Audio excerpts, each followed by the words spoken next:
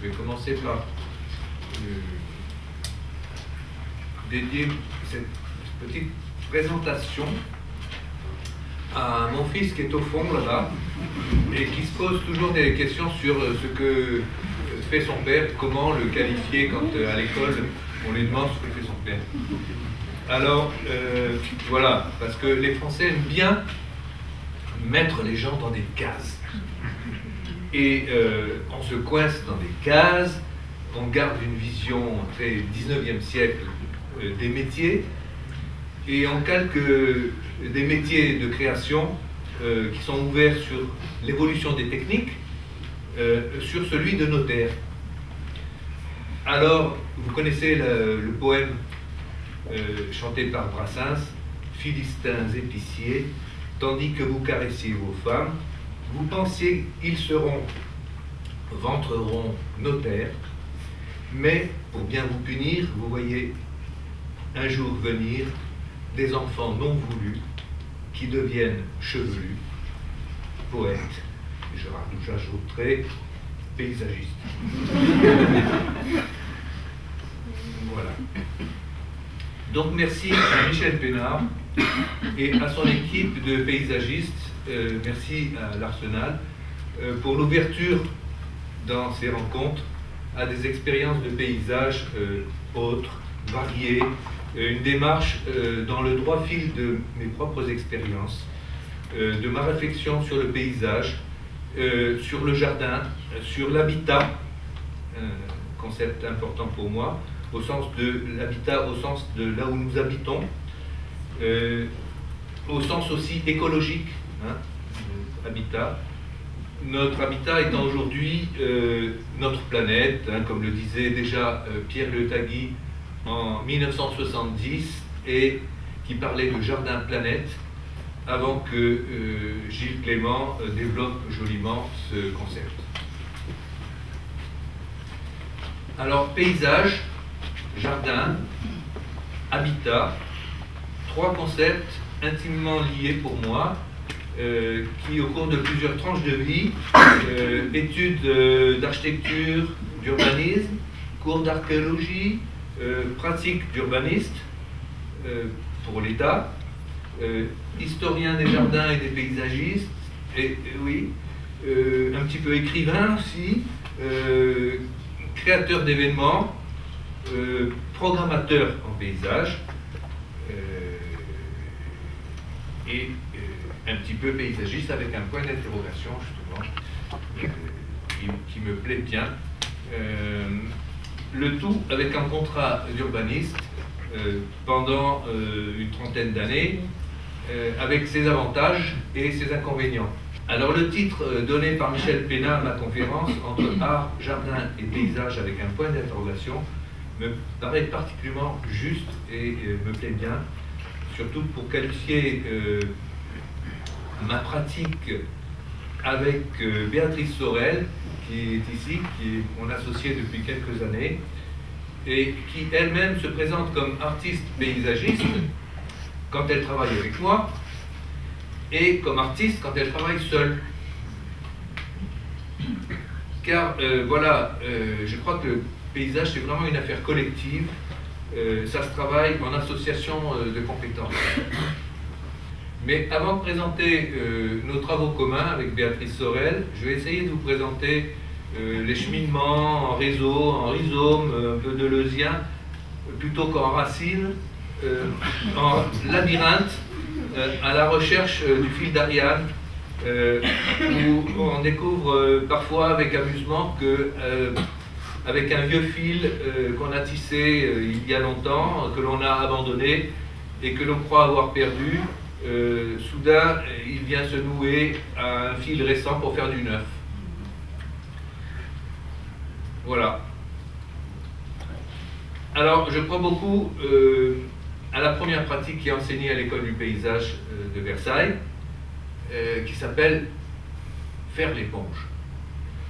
Et donc à l'importance des paysages premiers et des habitats premiers dans lesquels on a fait l'éponge. Ceux dans lesquels on a vécu enfant, notre première culture du paysage, une culture polysensorielle. Pour moi, mes premiers paysages, c'est Rabat. Rabat, une ville au Maroc, dessinée par Prost, grand urbaniste. C'est du grand paysage et du grand paysage qui va du grand paysage au jardin et du jardin au paysage. Avec des vues dégagées, cadrées par des avenues plantées de ficus, taillées en cubes à la française. Prost, vous savez, travaillait directement sur le terrain. Ce que vous voyez là, affiché, c'est le plan de Prost, donc au Rabat, dessiné dans les années 1915-16, par là. Et Prost dessinait directement sur le terrain, en jeep, accompagné, parce que c'était une période militaire, c'était la guerre de 14 pendant ce temps-là, et il travaillait en jeep avec des assistants qui jalonnaient et des géomètres qui suivaient. Et cette technique, ça a donné une ville ouverte sur le paysage, enfin, une très belle ville. Du grand paysage au jardin, on peut dire comme ces grands projets de Prost, que vous voyez ici pour le Grand Paris, avec une autre ampleur, un autre souffle que ce qu'on voit aujourd'hui quand on parle du Grand Paris, et surtout, un siècle après, on peut s'étonner de projets à courte vue comme celui de faire étaler Roland-Garros dans les serres d'Auteuil. Rabat, c'est aussi des jardins arabo-andalous, modernes et respectueux de la culture arabe. Ici, le jardin des Oudaya, dessiné par Joseph de la Nézir en 1915. Vous voyez qu'il s'intègre complètement dans le labyrinthe de la Médina que vous voyez au-dessus. Le jardin, c'est la partie la plus structurée, qu'on voit ici en détail. Et tout le monde croit au Maroc, y compris au ministère de la Culture, que c'est un jardin typiquement arabe. Voilà. Complètement intégré à la Médina, aux vues sur la ville, qui offre beaucoup d'intimité, et pourtant les rues le traversent. Voilà. Et puis mes paysages premiers, c'est aussi les maisons fleuries du quartier de la Résidence. Voilà, ça c'est ma maison. Une habitude prise très tôt d'aller de jardin en jardin chez les voisins, voir derrière ce qui se passe derrière les murs, voir les jardins comme ici près de Rabat à Salé, un jardin assez extraordinaire qu'on appelle le jardin exotique, fait par quelqu'un de complètement allumé, et ou des jardins publics ou des sites chargés d'histoire comme le Chella, un des jardins les plus intéressants je trouve, avec sa source sacrée, le porte-bonheur, et un site archéologique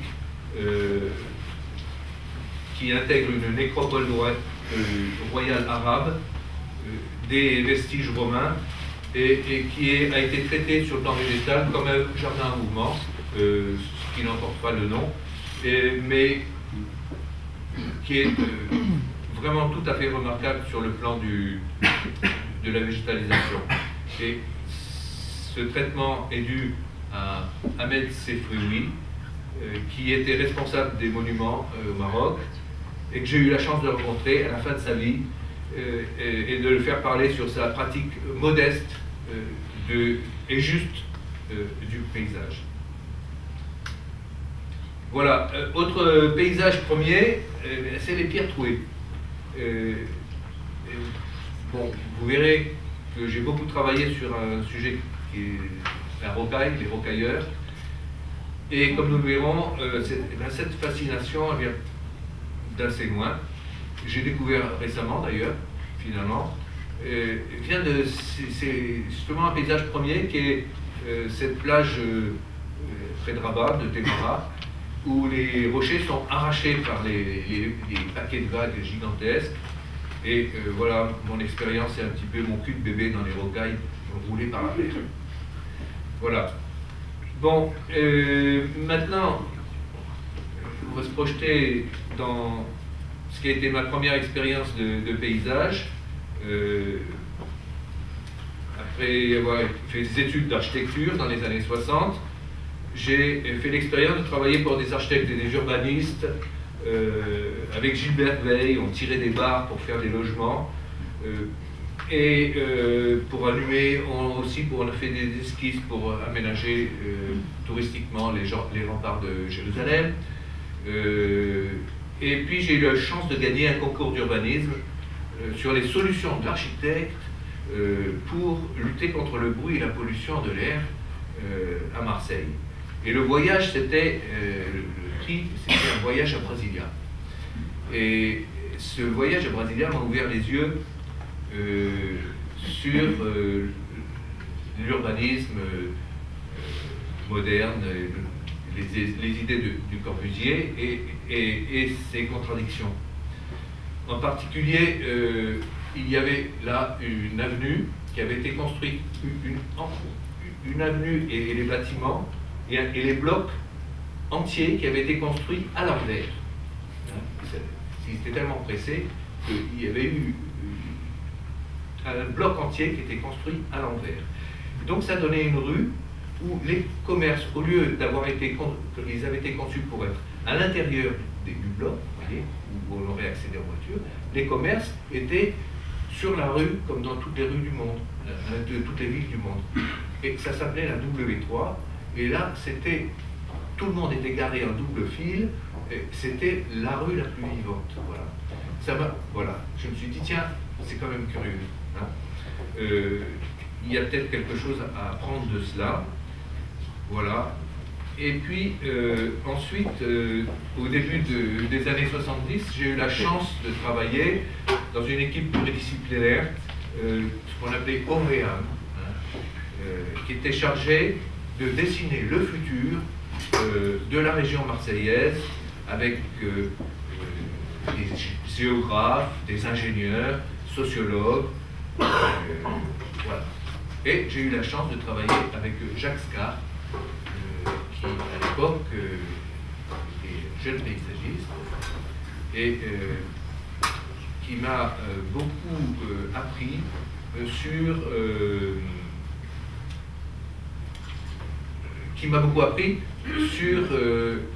ce qu'il appelait la civilisation agro-silvo-pastorale. Un concept qui revient à la mode aujourd'hui, très loin de ce qu'on nous obligeait à l'époque à faire, qui était le zoning. On concevait le paysage comme un certain nombre d'espaces protégés, de zones protégées. Jacques Sgar avait une vision, vous l'avez entendu sans doute ici, de maintenir l'équilibre agro-silvo-pastoral. Voilà un discours qu'on voit aujourd'hui chez des gens, des écologistes comme Pierre Rabhi. Une vision à l'époque évidemment complètement minoritaire. Et je suis rentré dans cet organisme en 1970, au moment où c'est l'année où s'est créé le ministère de l'Environnement. C'est important. Le mot d'environnement n'existait pas en France et il a été importé en France à ce moment-là. Voilà. Et donc, à ce moment-là, j'ai été chargé dans l'équipe, comme j'étais architecte de formation, de coordonner une équipe qui devait rédiger un rapport sur l'environnement dans les Bouches-du-Rhône, avec 4 rapports séparés, l'un sur l'air, l'un sur l'eau, l'un sur l'urbanisme et un autre sur le paysage. Voilà. Et alors le paysage, il était quand même conçu par tout le monde à l'époque, voilà, comme des zones que vous voyez là. Mais à côté de cette vision fondée sur le zoning, les pollutions commençaient à poser problème. Il y avait le ministère de l'Environnement et une conscience écologique commençait à naître chez quelques personnes. Voilà. Alors en tant qu'architecte dans l'équipe, moi j'ai développé des travaux sur l'habitat, hein, et sur la qualité de l'habitat, un concept qui n'existait pas aussi, ça paraît surprenant aujourd'hui, mais à l'époque on parlait de logement, on ne parlait pas d'habitat. Et donc, voilà, pour essayer de proposer aux promoteurs autre chose que les tours et les bars, et avec des critères de qualité qu'on a essayé de définir pour le logement, et en pointant un petit peu les exemples de logements qui, dans le Midi, c'est très important, dans le sud de la France, qui pouvaient inspirer les promoteurs. Voilà. Et par exemple, cette opération à La Ciotat, qui était groupée sur les collines et qui permettait de sauvegarder les bonnes terres agricoles. Voilà ce qui est résumé dans ce petit croquis, hein, qui n'a absolument pas été suivi, puisque tous les schémas d'aménagement étaient exactement à l'inverse, c'est-à-dire qu'on construisait dans les plaines, dans les bonnes terres, et on préservait les collines. C'est comme ça que depuis 50 ans, fonctionne l'urbanisme dans toute la région méditerranéenne, et c'est comme ça que, effectivement, on a saccagé des espaces vraiment productifs. Et dans notre équipe, nous avions des sociologues, et il y avait un mot qui n'existait absolument pas à l'époque, et qui a commencé à germer dans les enquêtes auprès des habitants, c'est le mot de jardin. C'est-à-dire que quand on questionnait les gens dans les grands ensembles, hein, et qu'on leur disait qu'est-ce que ce serait pour vous un habitat, bien c'était le mot jardin qui sortait. Voilà. Alors nous avons publié différents ouvrages à l'époque sur l'habitat et l'écologie pour essayer un petit peu de sauver les meubles, mais bien entendu c'était un discours, comme je le disais, complètement minoritaire. Alors on a publié des revues sur l'habitat en région méditerranéenne, montrant l'intérêt des techniques appropriées, hein, le solaire, l'utilisation du vent, etc. Et les constructions en terre. Et bon, tout ça, évidemment, on avait l'impression de prêcher totalement dans le désert. Et je suis assez fier de ressortir ce petit ouvrage, qui est un ouvrage collectif, que nous avons fait donc dans les années 75, pardon, en 1975, hein, et qui est un travail donc avec toute une équipe, et que je trouve assez proche de ce qu'on voit circuler aujourd'hui sur le site internet de Volubilis. Voilà, avec donc des architectes, et dans l'équipe, ce garçon-là, en bas à droite, là, qui était un écologiste que j'avais réussi à embaucher, c'était tout à fait nouveau, hein, et qui était un véritable ayatollah de l'écologie, avec qui on a eu pas mal maille à partir, mais qui nous a en même temps beaucoup appris, et qui nous a permis de faire une critique un peu plus radicale de justement ces zones agricoles gâchées par ces lotissements. Vous voyez ce berger avec qui je parlais sur le terrain là, et qui me disait mais qu'est-ce que vous en pensez? Il me disait mais ils vont peut-être manger des briques, hein. Voilà. Voilà. Et donc finalement je trouvais un discours pas si loin que celui de Colin Serrault dans son film qui est sorti l'an dernier, Solution locale pour un désordre global. J'espère que vous aurez l'occasion de le voir pour ceux qui ne l'ont pas vu. C'est vraiment un film excellent. Voilà. Voilà, on essayait on parlait d'agriculture urbaine ici à Marseille. Vous voyez des agriculteurs en pleine ville. Hein.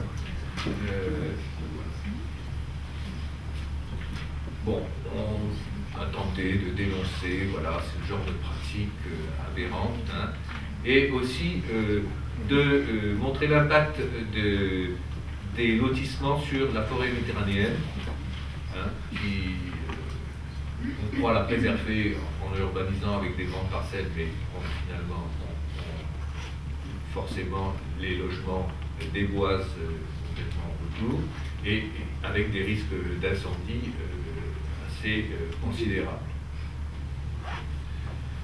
Voilà. Et puis, on a essayé de mettre en valeur un certain nombre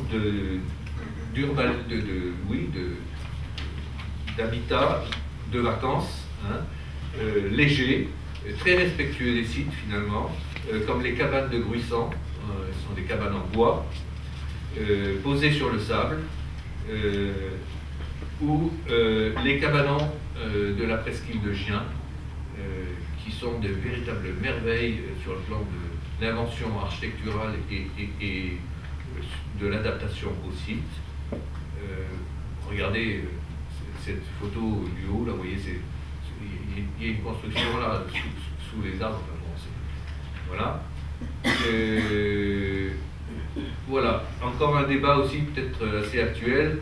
Si vous avez vu sur Internet en ce moment le débat sur la yourte qu'on veut détruire dans le sud-ouest, des écolos qui ont construit une yourte et qu'on veut faire démolir parce qu'il n'a pas de permis. Voilà. Donc c'est à cette période-là que je me suis beaucoup intéressé à voir ailleurs, hein, et que mon regard s'est porté un petit peu sur autre chose que justement c'est l'urbanisme qui nous obligeait à regarder les choses de très haut, hein.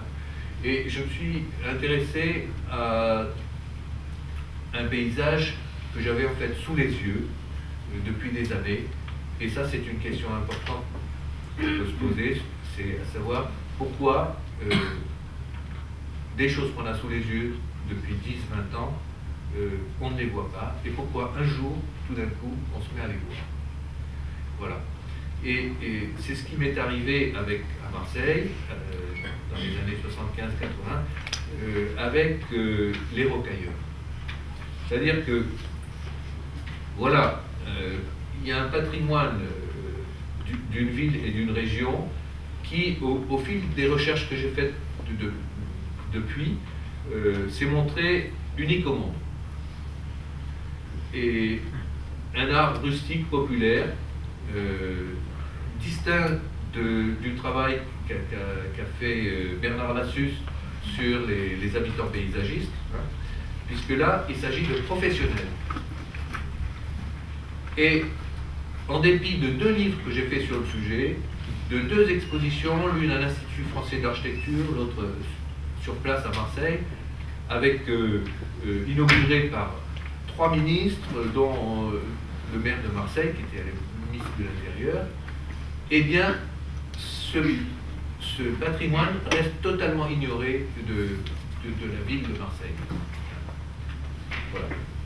Le deuxième ouvrage que j'ai fait sur ce sujet, hein, qui fait un petit peu une généalogie de Jardin Rocaille, et qui est une très belle rocaille qui se trouve à Chaumont-sur-Loire, malheureusement un petit peu oubliée en ce moment. Voilà. Eh bien, nulle part ailleurs, on trouve une richesse de rocailles comme à Marseille. Pourquoi? Parce que Marseille, à l'époque, avait des conditions économiques très particulières. À l'époque, c'était la Californie. Hein. C'était à Marseille, qui était en relation avec le monde entier. Il y avait une nouvelle bourgeoisie qui s'installait avec un système de double résidence et un hôtel particulier en ville et une maison de campagne. Hein, les maisons de campagne, vous voyez ici dans le territoire en vert. Voilà, maison de campagne sur les collines où l'on profite de l'air pur. Les paysages alentour de Marseille sont les campagnes de Marseille, hein, sont des paysages très particuliers, hein, un véritable labyrinthe, un espace semi-urbain une trame de chemin ramifiée en impasse, bordée de murs, derrière lesquels se cachent les Bastilles. Avec des montées, des escaliers, des impasses. Et j'ai commencé un peu une promenade de chat, hein, comme le chat qui s'en va tout seul de Kipling. Hein, voilà. Et alors, en fait, à mobilette, parce que dans les ruelles de Marseille, c'est assez mouvementé, comme vous avez vu. Voilà, avec une promenade sur les murs, presque dans les murs, à toutes les échelles. Hein, ces murs qui ont frappé tous les écrivains du 19e siècle et du début du 20e siècle qui ont écrit sur Marseille. Au-dessus de ces murs, on trouve des petits pavillons pour attendre les visiteurs. Alors bien sûr, j'ai fait énormément de porte-à-porte parce qu'on voit très peu de choses de l'extérieur. Et donc, j'ai parcouru ces rues en faisant du porte-à-porte, en demandant si, etc., vous n'avez pas, monsieur ou madame, quelque chose comme ça. Et souvent, les gens me disaient non, on n'a pas. Non pas parce qu'ils n'avaient pas, mais parce qu'ils ne voyaient pas. Ils ne voyaient pas ce qu'ils avaient dans leur jardin. Voilà, ici, et des choses comme ça, des véritables petits chefs-d'œuvre d'imitation, comme ce faux bambou. Beaucoup de grottes, bien sûr, et c'est une manifestation assez originale de l'art rustique à l'ère industrielle, et qu'on peut situer dans la généalogie de l'art qu'on peut appeler au naturel, entre guillemets. Voilà. Et je suis devenu un petit peu historien des jardins aussi, et pour essayer de retrouver comment se situer ce travail dans l'évolution des techniques et des métiers du jardin et du bâtiment. Et comment comprendre la différence entre les rocailles tout à fait imaginatives de Marseille et celles qu'on trouvait ailleurs, que je trouvais beaucoup plus banales. Ailleurs, à Paris ou dans le monde. Voilà. Et pourquoi? Parce que à Marseille et dans la région, justement, à cette période-là, on a trouvé des chantiers privés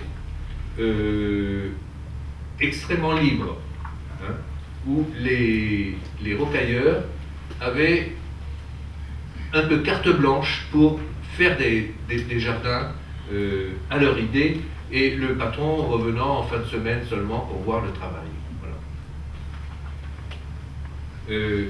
Et pour comprendre aussi la différence entre une rocaille de l'époque et la manière dont on la regarde aujourd'hui, voilà ici une rocaille avant restauration, et en voilà une autre restaurée aujourd'hui par un ouvrier qui a la culture Walt Disney.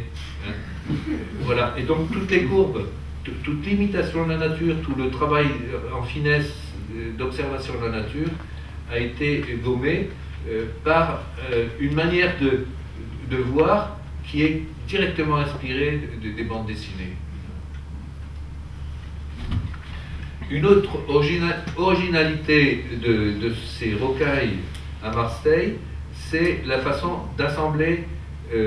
C'est que tout ce travail est indissociable de l'architecture, de la maison, hein, qu'elle envahit parfois depuis le portail jusque sur les façades. Et avec non seulement la grotte se combine avec l'architecture de jardin, mais dans l'univers urbain de villes comme Marseille, à la fin du 19e, les surfaces des jardins de maisons de campagne étant petites, le jardin vient s'accoupler à la maison. La grotte s'intègre à la maison comme un dessous, mais un dessous qu'on ne montre qu'aux intimes. Parce que le dessous est caché par le mur. Hein? Il faut passer le portail pour la voir. Et ça, c'est un modèle récurrent. Le dessous est caché de la rue par le mur de clôture. On le découvre avec surprise. le dessous, c'est un peu comme le sexe de la maison de campagne, hein, un espace intime. Et vous voyez aussi, c'est un dessous ou un côté. Vous voyez ici une façade sur rue, sur la corniche de Marseille, hein, qui est là. Et vous voyez que la façade rocaillée est complètement cachée de la rue, hein, et que c'est une fois qu'on a passé le portail qu'on va découvrir, on rentre dans un autre univers, et que le rocailleur développe non seulement une façade, mais ensuite tout un ensemble de faux rochers, hein, sur des vingtaines de mètres. Voilà, ici la photo, ou parfois même en pleine ville, sur un immeuble haussmannien, côté cour, hein, qui se transforme en ferme, en bois, quand vous savez qu'il y a absolument très peu de bois dans la région marseillaise, c'est une manière aussi d'en faire quelque chose de très exotique. Donc voilà, cette façade en faux bois, avec des imitations et un jeu permanent entre le vrai et le faux, la cassure et aussi la réparation. Voilà. Avec bon, des façades qui affichent le statut du propriétaire. Hein. Ici, quelqu'un qui travaillait sur le port de Marseille, avec toutes les richesses, vous voyez, qui arrivent des colonies, vous voyez à droite là, et qui arrivent vers le port de Marseille, le fort Saint-Jean à gauche. Voilà. Avec une façade traitée en rustique, mais avec des planches un petit peu travaillées, et puis d'autres, beaucoup plus brutes, c'est la même maison, vous voyez. Deux façades complètement différentes de la même maison. Voilà. Ce sont des chantiers importants, parfois très importants, qui durent plusieurs années, avec dans des sites pas vilains, en bord de mer, des grottes de fraîcheur. Et ce qui m'a projeté dans ce travail, c'est qu'en tant qu'architecte, j'ai été complètement sidéré de voir les signatures. Parce que les signatures qu'on voit justement dans la rue, hein, vous voyez, rocailleur, paysagiste. Hein. Bon. Et puis, rocailleur tout court. Cimenteur. Rocailleur à nouveau. Travaux en ciment. Voilà. Donc, je me suis dit, c'est des gens qui se cherchent, hein, c'est des gens qui veulent s'affirmer, hein, comme les paysagistes aujourd'hui. Mais bon, les paysagistes sont un peu plus affirmés. Mais là, c'est une technique nouvelle qui est arrivée, un matériau nouveau, et voilà, les gens se cherchent. Qui sont ces gens-là? Ce sont des gens de la petite classe moyenne, hein, immigrés d'Italie souvent, qui ont un savoir-faire, de l'humour, voilà, et ils laissent, comme s'ils avaient oublié leur chapeau, hein, tout un jeu sur les outils oubliés aussi, voilà, et tout un jeu aussi sur le terrible, hein, qui était hérité du XVIIIe, mais qui est réinterprété dans une culture populaire, avec des fausses fenêtres, comme s'il avait été arraché par la tempête, hein, et des personnages populaires comme le meunier, cet ouvrier sur lequel a été écrit un roman. Et ce personnage a inspiré un roman qui s'appelle Le mort à la fenêtre. Et à propos de mort, justement, c'est assez intéressant de voir que l'humour va jusqu'au cimetière, puisqu'ici on est derrière une tombe, et dans le mur du cimetière, le rocailleur a donc installé une fausse porte de sortie. C'est quand même pas mal. Voilà. Ou ce jeu avec un pavillon de jardin qui est comme saisi dans un tremblement de terre. Ou ces fausses fissures qui sont mises en scène, hein, avec des fausses fenêtres, et le propriétaire s'est obligé d'essayer de réparer une fausse fissure. Voilà. Alors, tout ce travail, il m'emmenait dans l'histoire des jardins, comme je vous ai dit, et dans l'histoire notamment de cette architecture rustique, Et parce qu'on dit rocaille, on dit rustique aussi. Et rustique, rustiquer, si vous questionnez un tailleur de pierre, rustiquer, le rustique, c'est un outil, c'est un marteau qui permet d'abîmer la pierre et de faire des trous, et de créer, arracher la matière et de créer une ombre, sur une pierre bien polie déjà. Donc, dès le premier coup de marteau, c'est un trou, c'est le mystère de l'obscur. Et cette ouverture, moi, ce travail sur l'ombre, hein, ça a été pour moi une ouverture sur le monde des jardins, c'est-à-dire le monde des grottes. Ici, la grotte de Buontalenti à Florence. Hein, et en mettant le doigt finalement dans l'histoire des rocailleurs, je suis passé tout entier dans l'histoire des jardins. Et j'ai fait l'expérience un petit peu de Léonard de Vinci devant la grotte, qui disait, après être resté un moment, deux émotions contraires montèrent en moi, la peur et le désir, peur de l'obscurité menaçante de la grotte, désir de voir si elle ne contenait pas des choses merveilleuses. Effectivement, le merveilleux, il advient dès qu'on entre dans la grotte, et les personnages émergent des concrétions à mesure que l'œil s'accommode au noir. Et une des surprises majeures de ma recherche sur les rocailleurs fut de découvrir aussi le premier plan qu'ont joué les métiers du jardin dans l'invention et l'usage du ciment et notamment du béton armé. Comme quoi, on se fait aujourd'hui une idée du béton armé qui est complètement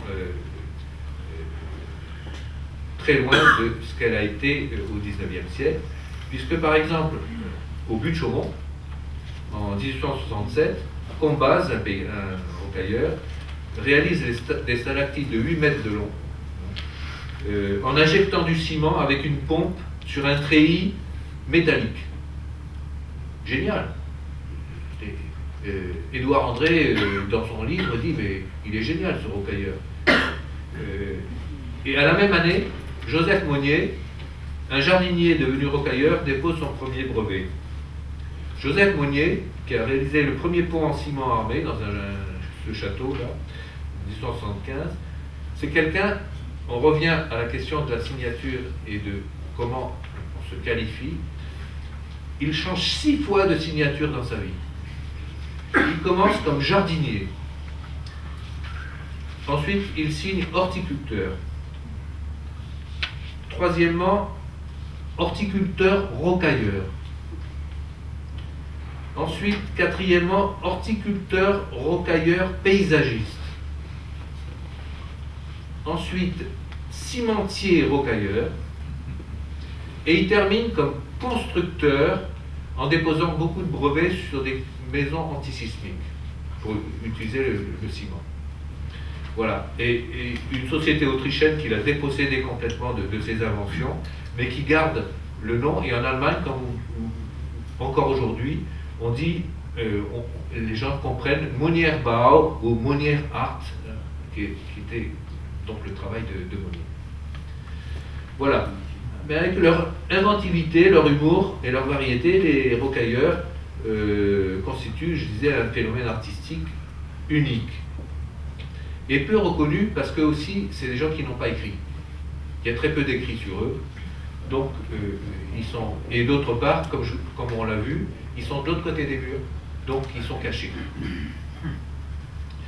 Et pourtant, ce travail, pour le clore, je vous montre quelques images qui montrent comment la résurgence de cette manière de voir le jardin et l'art dans l'art contemporain. Ici, on est sur une rocaille dans un jardin à Marseille, avec une fausse souche au pied d'un vrai arbre. Et là, on est à Paintshill, un jardin du XVIIIe siècle, près de Londres. Et là, on est dans le nord de la France, dans un trou de bombe de la guerre 14-18, à Soyecourt, avec une réalisation de 2004 de Ernest Mignon-Ernest, que vous voyez encore ici. Et ici, on est sur une œuvre de rocailleur dans le Limousin, qui est assez remarquable. avec un arbre qui aurait été abattu. Hein. J'ai trouvé, c'est un des rares textes que j'ai trouvé de ce rocailleur qui explique qu'il a fait exprès de faire un arbre comme s'il avait été abattu par la tempête. Et un arbre qui sert en même temps de balustrade, hein, c'est en même temps un belvédère qui sert de balustrade. Vous voyez les branches à gauche là, qui servent de balustrade. Et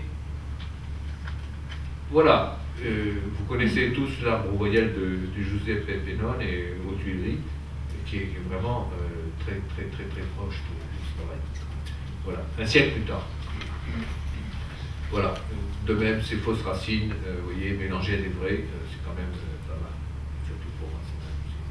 Voilà, alors après ces recherches sur Marseille, et grâce à ces recherches, au ministère de l'Équipement pour lequel je travaillais, on m'a permis on m'a écouté, disons, quand j'ai dit, mais peut-être qu'on aurait aussi des jardins intéressants à inventorier dans la région.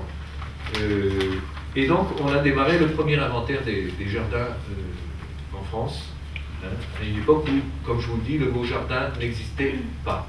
Mais ça paraît incroyable, mais le mot jardin, dans les années 80, hein, les années 80, on ne le trouvait jamais. Dans la presse, il n'existait pas, y compris, ne parlons pas de la presse spécialisée, hein, où on ne parlait que d'espace vert. Voilà. Et donc, pour une poignée de découvreurs avec lesquels j'ai travaillé, découvreurs de jardins ouvriers, ça a été une série de coups de foudre dans les herbes folles, avec, je dirais, des belles endormies, comme les jardins d'Aix-en-Provence, ici, avec leur invitation à goûter aux corps et âme, aux joies de la nature. Un patrimoine complètement méconnu à la fin de la fin du XVIIIe siècle. Des petites Venises près de la Durance, les jardins de la Côte d'Azur, qui avaient été inventés par les Anglais comme des tropiques tempérés au début du XIXe siècle, et ensuite réinventés à la fin du XIXe avec l'idée du jardin entre guillemets méditerranéen, et des jardins complètement à l'abandon, comme Serre-d'Amadone, aujourd'hui restaurés et rachetés, qu'on a réussi à faire racheter. Bon, on avait créé une association pour sauver ces jardins qui étaient complètement à l'abandon. Et découverte de jardins complètement aussi méconnus, comme ceux de Ferdinand Bach, hein, aux Colombières, ou le jardin arabo-andalou de Blasco Ibáñez à Menton, hein, à la gloire des grands écrivains européens, qui vient d'être restauré. Vous voyez comment on l'a trouvé complètement à l'abandon. Et avec beaucoup de plaisir, il faut reconnaître, de découvrir on était comme des explorateurs, hein, de découvrir ces jardins. Et parfois, on a presque regretté qu'ils soient retapés. Mais quand même, bon, voilà, il y a eu un très beau travail de restauration par l'architecte en chef du monument historique. Voilà, des jardins aussi de Jean-Claude Nicolas Forestier. C'est son dernier jardin sur la Côte d'Azur. Bon, tout ça nous a permis de faire des livres qui se sont très bien vendus pendant 20 ans, qui ont eu beaucoup de succès, y compris aux États-Unis. Voilà. Ça pour dire que c'est une époque où le mot jardin n'existait pas en France. Et encore moins dans les ministères. Si bien que, après ce travail d'inventaire, dans la région PACA, Provence-Alpes-Côte d'Azur, on a proposé de faire des inventaires dans les autres régions, et on s'est mis à trouver des jardins un petit peu partout, de façon assez extraordinaire. Et en 1987, avec une petite association et un petit groupe d'amis, on avait créé une association qui s'appelait l'Arpège, l'association pour l'art des paysages et des jardins. on a lancé, avec des crédits européens, une campagne qui s'appelait Visiter un jardin en France, et avec des moyens vraiment ridicules, et qui a eu un succès énorme. Bon, évidemment, on a été aidé par Jacques Lang qui avait lancé la campagne, mais, et qui ensuite en a fait une opération qui s'est renouvelée d'année en année. Ils ont récupéré le projet. Et c'est une époque où voilà, les Français ont découvert les jardins. Ici, c'est la queue à Giverny. Hein. On s'est mis à découvrir du beau dans les jardins de France. Ici, on est à Marquessac. Bon, voilà, et puis je me suis mis à faire des guides. J'ai commencé à faire un premier guide en 90, un guide des jardins de France. Et ce qui est intéressant, c'est de voir comment ce guide a évolué. Parce que j'ai commencé avec 340 jardins, vous voyez là, avec le premier guide, là, et on a eu 750 dans les éditions qui ont suivi, là, chez Halte Sud, et là, on en a aujourd'hui plus de 1300. Voilà. C'est ça qui me paraît quand même un phénomène tout à fait intéressant, parce qu'il y a eu énormément de créations dans ces dernières années. Voilà. Bon, on passe un peu vite aussi sur quelques... Alors, pour vous expliquer, c'est très important dans ce que je vous dis, mon statut dans la vie, et notamment pendant 30 ans, j'ai eu un statut un contrat avec l'État comme architecte au ministère de l'Équipement, puis à l'école du paysage, mais toujours un contrat d'État dans lequel j'étais corps et âme voué à faire mes 40 heures. Donc tout le travail que j'ai fait de création s'est fait en plus et en dehors, hors contrat. Voilà. C'est très important. Donc c'est forcément limité jusqu'à ces dernières années. Et voilà, donc je vous montre quelques petits projets de jardins privés dans les années 80, 90, des projets ou des contre-projets, comme pour Villandry, où bon, je ne dirais pas le nom, mais un grand de l'horticulture voulait éventuellement installer quelque chose à Villandry, et donc, et notamment dans un jardin qui n'avait jamais été terminé, et le transformer en jardin d'exposition de roses. Donc c'était, bon, à la limite, une sorte de contre-projet dans le projet. Voilà. Voilà.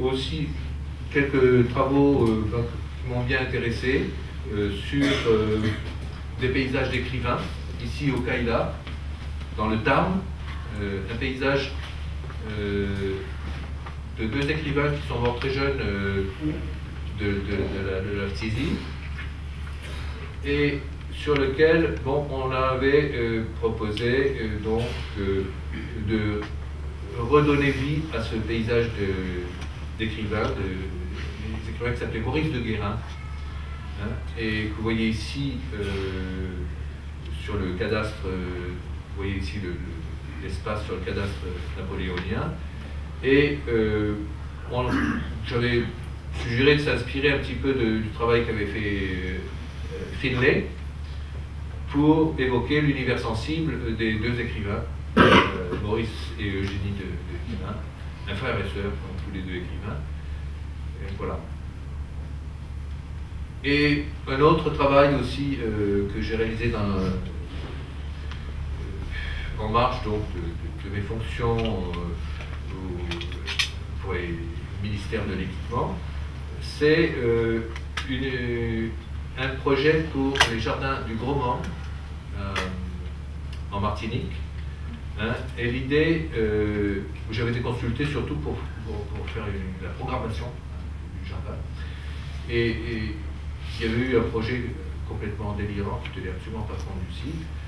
Et donc j'ai proposé de faire un conservatoire des plantes alimentaires, médicinales et magiques du bassin caribéen. Donc c'est surtout une programmation avec une esquisse très limitée.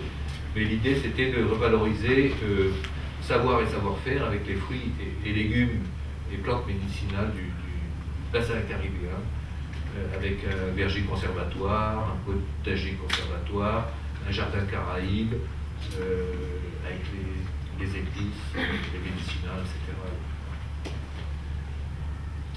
Et voilà, j'avais trouvé un très joli texte de Patrick Chamoiseau qui me paraissait parfaitement collé avec ce projet, qui disait nous cultivâmes ce que les Becquet appellent plantes secondes et nous-mêmes plantes mangées.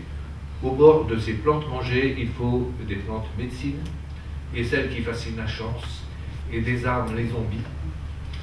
Le tout bien emmêlé n'épuise jamais la terre, c'est ça le jardin créole. Voilà, donc l'idée c'est effectivement...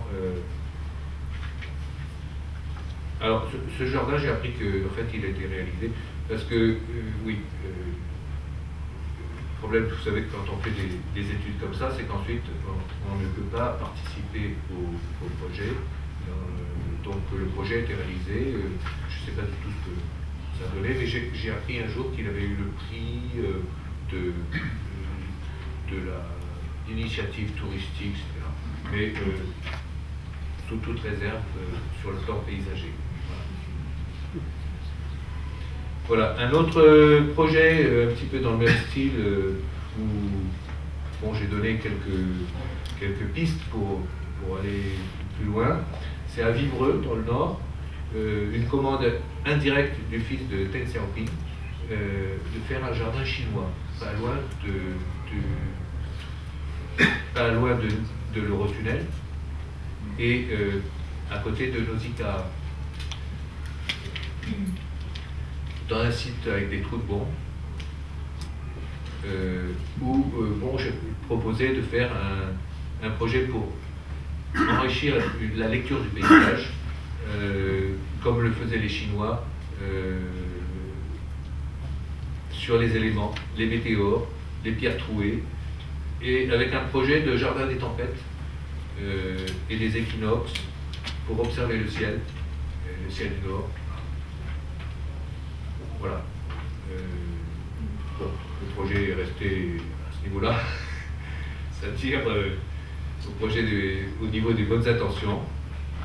Aussi, une petite chose que nous avons réalisée avec le conseil régional du Provence-Alpes-Côte d'Azur, c'est un jardin temporaire sur la notion de jardin méditerranéen, dans le site même du conseil régional de PACA, avec des artistes, une exposition, voilà. Et très vite aussi, un projet sur lequel effectivement j'ai travaillé pendant plusieurs années, puis après j'ai dû passer la main pour les mêmes raisons que tout à l'heure, c'est-à-dire que j'ai donné les idées. Et puis ensuite, j'ai passé la main, il y a eu un concours au bout de plusieurs années, à Vaudouvain, à la Valette du Var, qui a donné lieu à une esquisse, vous voyez là, d'orientation paysagère, avec un projet qui a été suivi en partie et qui est maintenant réalisé, qui fait l'objet d'un concours. En attendant, donc, on a fait sur plusieurs années des préfigurations de ce que pouvait devenir ce site, y compris sur le plan, ce qui est un grand potager, donc sur le plan culinaire. Et puis, je ne sais pas pourquoi je vous montre ça. Oui, ça fait quand même partie de mes travaux, puisque j'ai quand même passé 6 ans à travailler avec 120 auteurs environ, à la réalisation d'un travail donc collectif sur les créateurs de jardins et de paysages en France de la Renaissance à aujourd'hui, qui a essayé un petit peu d'élargir un peu la notion de créateur de jardins et de paysages. Et montrer que, donc faire un peu une généalogie des métiers du paysage, paysagiste étant le terme convenu en France, mais bon, l'appellation utilisée partout dans le monde d'architecte paysagiste est bloquée, comme vous savez, par l'ordre des architectes, qui se réserve l'usage du titre d'architecte depuis le gouvernement de Vichy. Vous connaissez tous ça. Voilà. Voilà. Et d'ailleurs, c'est assez intéressant parce que, bon, voilà un ouvrage sur lequel j'ai travaillé sur les architectes de jardins et paysagistes en France, hein, qui a été la suite de ce gros ouvrage collectif. Et vous voyez qu'on a mis architectes de jardin et paysagistes. En fait, les auteurs qui sont étrangers n'arrivaient pas à trouver le terme qu'il fallait. Et dans chacune des éditions, parce qu'ils ont fait toute l'Europe comme ça, il y a finalement des titres différents. Une autre expérience que je voudrais vous présenter, c'est une approche du jardin qui est un cours que je donne chaque année à l'école du paysage, dans le cadre de la formation et de créateur de jardin dans le paysage, qui est en passe d'être homologué. Et c'est une formation, c'est une journée de formation que je fais sur le thème du labyrinthe. Et vous rappelez Versailles, le labyrinthe absolu. C'est une visite des bosquets, les yeux bandés.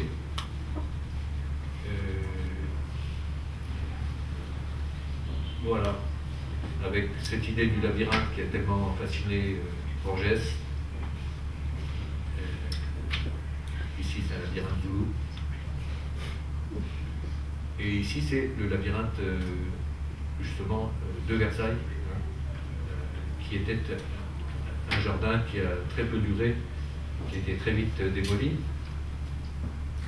Et donc, nous faisons une visite des bosquets, les yeux bandés, toute la matinée. Voilà les élèves au démarrage de la journée. Et voilà, c'est un paysage, c'est une partie de l'espace qu'une personne appréhende avec les cinq sens. Et ici, ça permet effectivement de développer les autres sens et de conférer au paysage une signification globale et voir quel est le pouvoir des sens sur les émotions. Voilà. Donc ici, chacun découvre le paysage avec les mains, avec les pieds, les oreilles, avec son nez, tout sauf la vue. Alors il y en a qui s'en sortent très bien, qui sont des danseurs. On voit tout de suite. Il y en a qui n'ont aucun problème.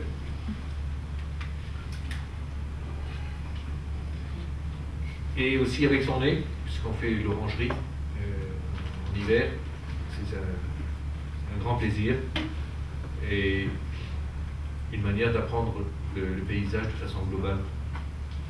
Voilà, on s'assied dans la baignoire de Louis XIV. Et il y a toujours des amateurs pour aller grimper sur les bronzes. Voilà. Françoise Choé, vous savez, a écrit sur le patrimoine en question. Elle dit qu'il y a une première urgence en France, c'est une culture de base, en bannissant l'amateurisme, faire acquérir un savoir historique et initier à une exploration concrète des espaces bâtis et naturels par l'implication du corps entier et de tous les sens, mettant à contribution la marche, les yeux, l'odorat, le toucher, avec le silence et le son. Ces espaces concrets dont la connaissance et la reconnaissance sont occultés par l'hégémonie de l'espace virtuel. Pas inintéressant. Alors on termine l'expérience dans la colonnade avec les élèves couchés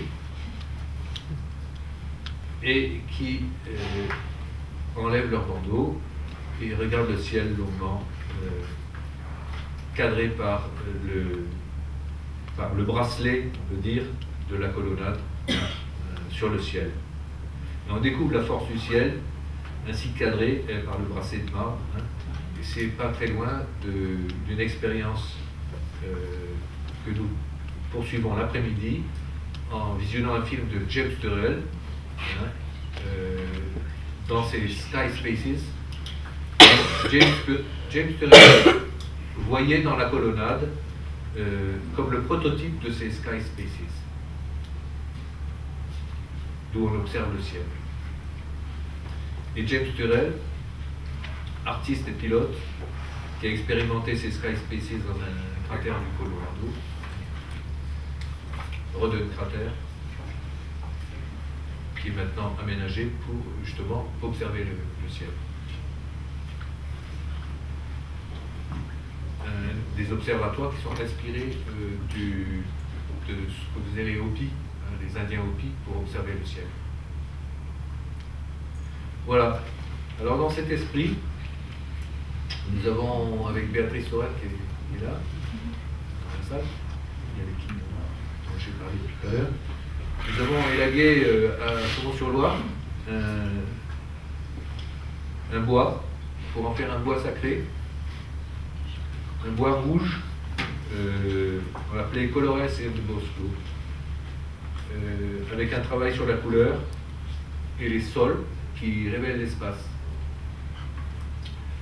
Voilà l'espace au départ, voilà Béatrice dans le trou de bombe, parce que c'est au départ, c'est un site qui nous a plu,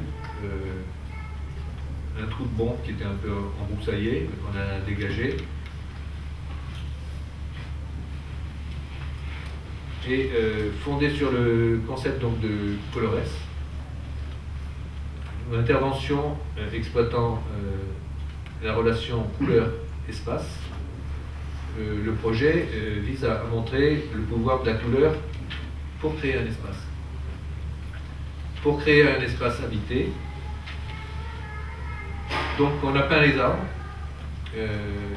avec une peinture secrète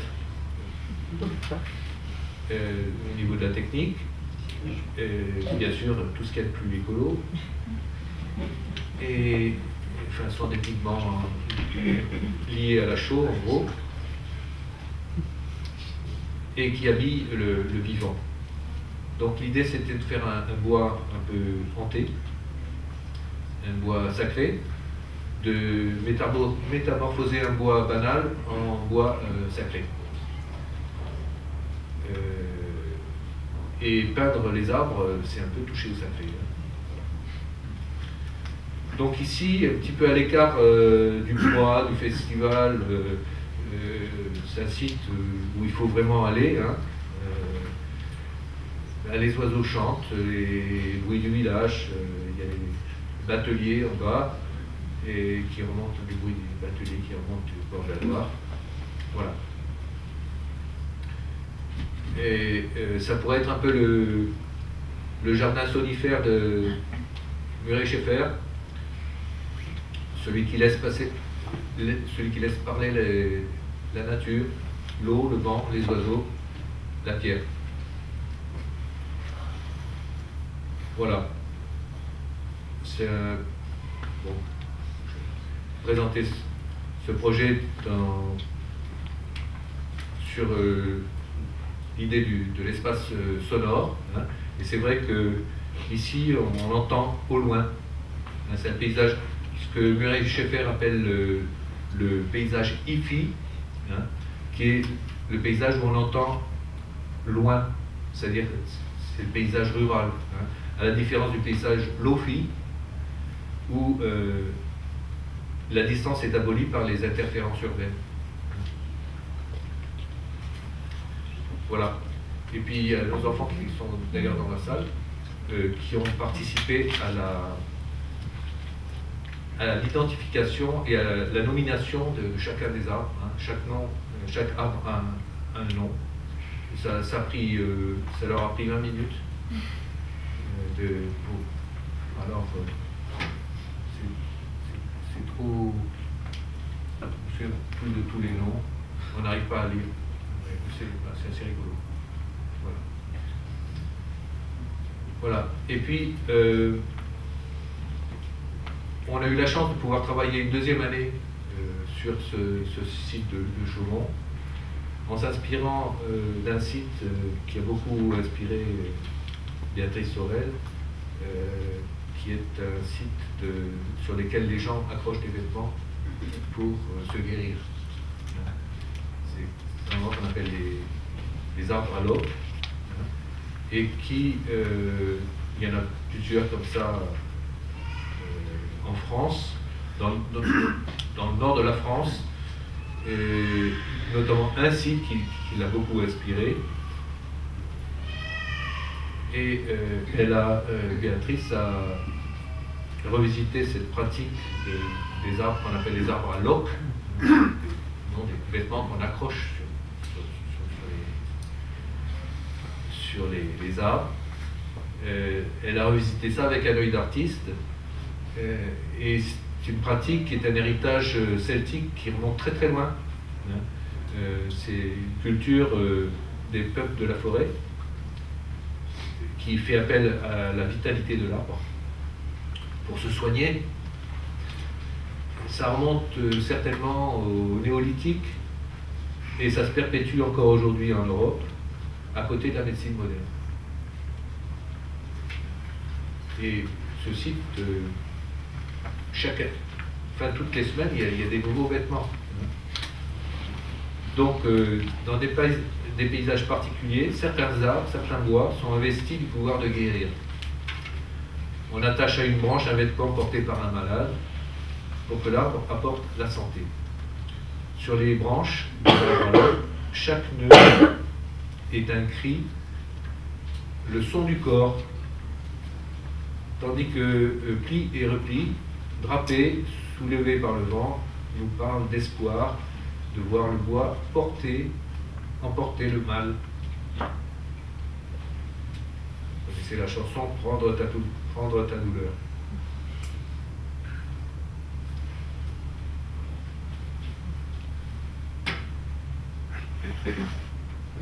Voilà donc quelques photos retravaillées d'ailleurs par Béatrice Sorel. Et donc on a poursuivi l'an dernier cette métamorphose du bois, dont on a révélé le paysage par les arbres rouges, et en y installant l'an dernier ces personnages. On a installé le silence des troncs habillés de loques qui sont investis comme un corps humain, et l'accident, tout bon, qui devient paysage. Le bosquet devient habité de questions. Le bois prend âme un petit peu. Voilà.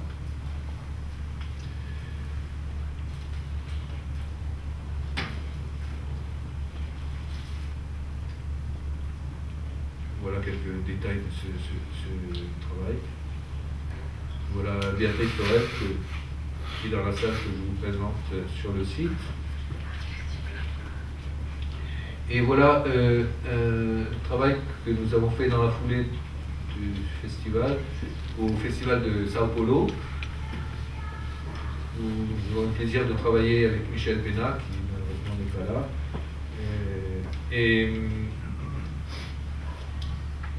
Donc là, nous avons travaillé sur le thème de la nourriture, sur le thème du pique-nique. Nous avons appelé ça pique-nique à Ibirapora. Et nous avons choisi d'apporter le pain. aliments de base dans de nombreux, puisque le thème était justement la nourriture, aliments de base de nombreux continents, qui a une haute valeur symbolique, le pain, celle de l'utopie des chrétiens, l'espoir soulevé par toutes les utopies sociales, le premier soin pour ceux qui ont faim, et puis un engagement au partage. Donc l'histoire remonte à 8000 ans, au début de l'agriculture. Voilà. Le pain inventé dans le croissant fertile entre l'Iran et l'Irak. Alors nous avions proposé un pain de prière qui était une autre interprétation des arbres à l'oc,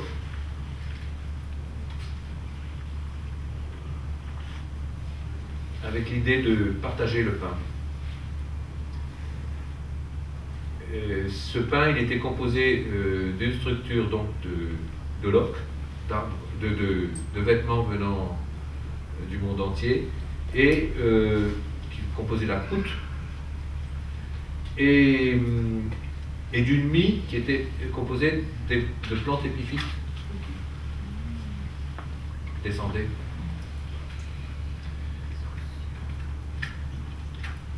Voilà. Inspiré aussi du poète Francis Ponge, qui s'émerveillait du paysage planétaire du pain, un peu comme un cosmonaute qui regarderait la Terre, qui disait cette impression quasi panoramique que donne le pain, qu'elle donne, comme si l'on avait à sa disposition sous la main les Alpes, le Taurus ou la cordillère des Andes. Ainsi donc, une masse amorphe en train d'éructer fut glissée pour nous dans le four stellaire où durcissant, elle s'est façonnée en vallée, en crête, en ondulation, en crevasse. C'est dans le parti pris des choses de Francis Ponge. Bon. Et malheureusement, ce projet, cette installation de pain, n'a pas été accepté parce que, par mesure de sécurité, nous avions installé un pilier, un poteau central, craignant les tempêtes tropicales. Et donc nous avons été obligés de faire un deuxième projet, hein, qui est en fait fondé sur le même principe que l'utilisation des loques, hein, des vêtements, et qui était l'idée de faire une grande nappe de pique-nique. Une nappe traditionnelle, un carreau rouge et blanc, une invitation posée sur l'herbe, un lien ensemble des pratiques très anciennes, donc qui font le lien avec la vitalité de l'arbre, et ces pratiques qu'on trouve un peu partout, où les gens donc accrochent des vêtements à un arbre pour lui demander d'emporter le mal, pour leur redonner la santé. On est ici, vous voyez le petit rectangle, le petit triangle noir, c'est le bout du bâtiment de la Biennale. Donc on était vraiment quasiment à l'entrée de la Biennale de Sao Paulo, de temps contemporain. Et on a là donc installé une nappe de pique-nique qui s'effiloche un petit peu jusque sur les circulations du parc, qui est un parc gigantesque de Sao Paulo. Donc nous avons appelé, donc c'est à nouveau une interprétation populaire, une interprétation plutôt d'une pratique populaire, hein, que nous avions faite à Chaumont. Hein. Voilà le bâtiment de la Biennale que vous voyez au fond là, et la nappe qui joue un peu avec les claustras du bâtiment qui est derrière, et la nappe qui grimpe aux arbres, hein, comme vous voyez là. voilà ce que ça donne, ce que ça a donné, et aussi assez inspiré du bâtiment qui est de Oscar Niemeyer, qui est juste à côté de l'auditorium d'Oscar Niemeyer, avec cette langue magnifique qui a été d'ailleurs interprétée par Michel et Christine Pénat de façon assez remarquable. Voilà. Et on revient sur notre site, donc avec ces logs qui ont envahi On est ici derrière le photographe, là vous voyez, on a le bâtiment de la Biennale.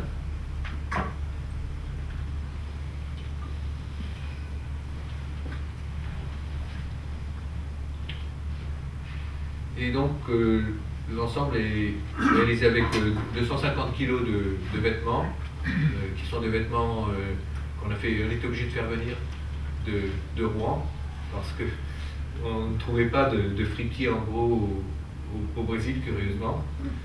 Donc voilà. Et il faut voir l'ensemble de près, parce que c'est un patchwork assez intéressant, avec quelque chose comme 3000 crochets pour le fixer au sol. Bon, ça permet de se promener dans l'histoire de tous ces vêtements.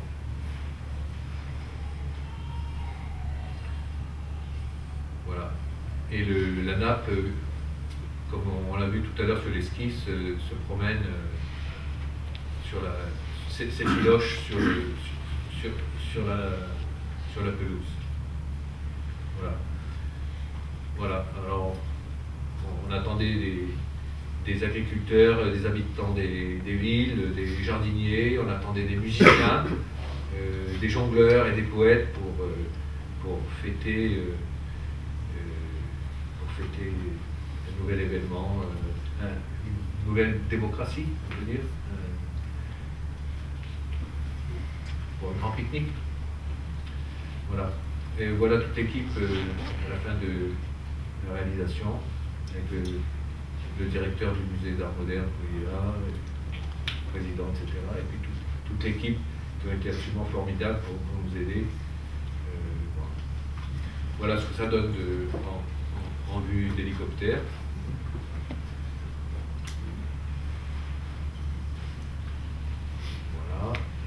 Voilà. Et puis voilà ce que ça donne quand les gens s'en emparent, puisque ce sont des photos qu'on nous a envoyées. Malheureusement, on n'a pas pu retourner pour l'inauguration, mais on sait que ça a été pas mal apprécié et pas mal utilisé.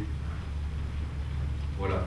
Et ce qui est très intéressant, c'est de voir l'évolution du projet avec le temps, donc avec l'herbe tropicale la vitalité de l'herbe tropicale passe à travers les vêtements. Et pour terminer, je voulais vous présenter juste quelques travaux que nous réalisons avec Béatrice Sorel et d'autres, dans le cadre d'une association qui s'appelle Jardin Art et Soins. C'est la minute de publicité, et de publicité et de recrutement. On recrute pour créer des jardins dans les hôpitaux, parce que curieusement c'était un des derniers espaces où les jardins n'existent pas, ou puisqu'ils ont existé bien sûr en tant que jardin potager. Et donc on a travaillé avec Béatrice à Saint-Valery-sur-Somme sur un jardin dit à but thérapeutique, mais enfin j'aime pas du tout ce terme, c'est plutôt jardin de santé, pour la maison de retraite qui se trouve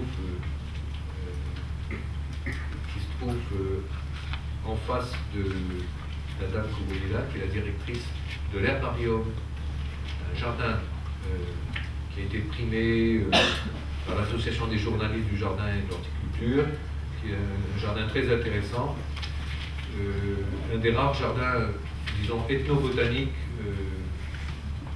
intéressants, avec celui de Salagon dans le midi de la France. Et donc l'idée c'était, vous voyez, de faire une extension à ce jardin sur cette grande pelouse que vous voyez au pied de la dame qui a 80 ans. C'est un jardin qui est géré par des retraités et qui est remarquablement géré. Donc, voilà, donc l'idée c'était là aussi de s'inspirer de l'architecture médiévale et du fait que dans l'architecture médiévale, contrairement à ce qu'on croit, les cathédrales n'étaient pas blanches comme l'écrivait Le Corbusier, mais les cathédrales étaient colorées. Et donc l'idée c'est de faire un cloître de couleur et aussi un jardin pour personnes handicapées, donc pour la maison de retraite que vous voyez à droite de la photo. Hein. Au fond, ce bâtiment de briques là, c'est l'ancien hôpital qui est devenu la maison de retraite. Et donc pour cette maison de retraite, nous avons fait venir, on a testé un petit peu justement les circulations pour voir comment accéder à ce jardin de façon confortable.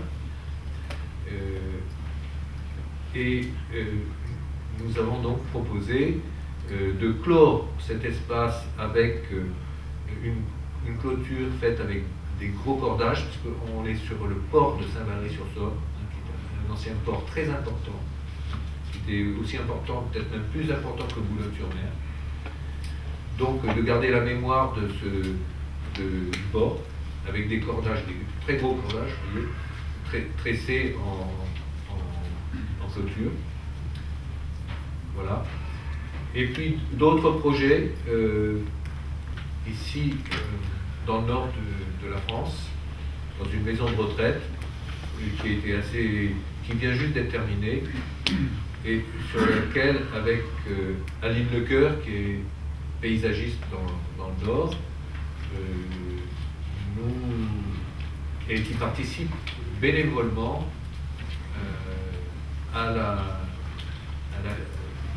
au réaménagement paysager de cet ensemble qui est tout neuf. Malheureusement, vous voyez qu'il y a déjà des plantations qui ont été faites, qui sont d'ailleurs en train de crever, qui sont assez lamentables, et qui ferment sur des petits jardins privés qui seraient très intéressants de voir au moins en partie. Donc on a commencé à faire tout un travail de collectif, de création, à plusieurs. Hein. Ça c'est aussi très important dans notre démarche, pour proposer des jardins pour les personnes handicapées, malades ou âgées. Et dans ce cadre-là, nous sommes donc avec notre association Jardin, Art et Soins. Nous avons des projets importants en Bourgogne, au jardin de Barbiret. En fait, nous avons mis en place un parrainage des jardins de santé à créer, qui sont parrainés par un grand jardin qui reçoit du monde, hein, qui est beaucoup visité, comme le jardin de Barbiret, et qui parraine donc l'opération de création de jardins de santé. Et ici, donc, à Barbiret, dans le bois de Barbiret, Béatrice va faire une installation. Elle va réinstaller une partie de son exposition de Chaumont-sur-Loire. Et c'est un scoop, mais on va passer à un petit partenariat. On est très heureux d'un partenariat qui s'instaure entre l'association et le fonds de dotation Jardin, Art et Soins pour entre donc les associations et le fonds de dotation et Chaumont-sur-Loire qui va essayer de nous prêter des expositions qui ne sont plus programmées. Voilà. Donc voilà, on amorce avec le travail de Béatrice qui va être importé et elle va à nouveau faire un travail sur les arbres dans ce bois, hein, qui est assez, qui est déjà, enfin, qui se prête, vous voyez très bien, à ce genre d'intervention. Et donc ce jardin de Barbiré donc, va parrainer ce jardin ici, qui est à quelques dizaines de kilomètres, à Auxonne, en Bourgogne, où, vous voyez, nous faisons un travail collectif avec le jardinier de la maison du foyer. Ce sont pour des gens qui sont très fortement handicapés, des gens qu'on ne voit jamais, et qui sont tout à fait aptes à jardiner s'ils sont encadrés. Et donc, vous voyez, c'est il y a quelques semaines, là, on travaille directement sur le terrain avec l'équipe pour cadrer, pour dessiner le jardin. Voilà. Et pour éviter que soit fait n'importe quoi. Il ne s'agit pas de financer un jardin et puis de fermer les yeux sur ce qui est fait, mais c'est vraiment de travailler avec eux pour essayer de créer un projet partagé. Voilà. Alors pour ceux que ça intéresse, vous avez mon site internet, mon adresse internet, voilà, et le logo de Jardin à Ressoin qui était dessiné par Béatrice Soel qui gagne sa vie comme graphiste. Voilà, je vous remercie d'avoir supporté et j'espère discuter.